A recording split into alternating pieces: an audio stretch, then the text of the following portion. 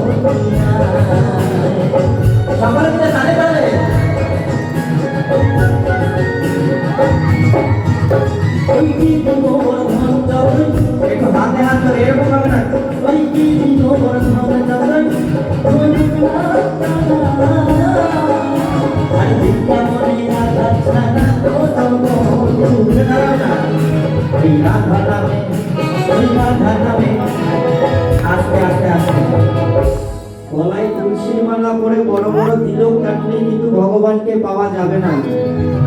ভগবানকে পেতে গেলে নিজের মধ্যে চৈতন্য জাগতে হবে, তাই তো? এই আজকে যারা নাচছে আনন্দ করছে তাদের মধ্যে কিন্তু চৈতন্য জেগেছে।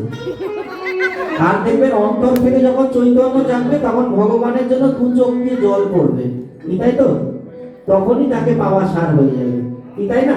তার মানে হৃদ মন্দিরে সে চলে এসছে, তাই তো?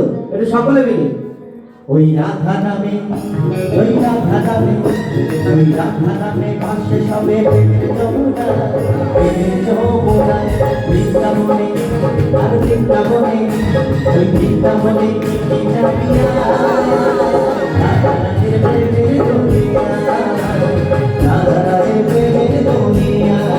ও আছে মৌরে বিদায় নদিয়াতে, কৃষ্ণ আছে মথুরাতে, আছে মৌরে বিদায় নদিয়াতে, কৃষ্ণ আছে মথুরাতে। কালী ঘাটে ঘাটে ঘাটে সখী রাধা। আচ্ছা, তারপরে কি হবে গো? আমার সাথে সকলে মিলে গাইবে তো?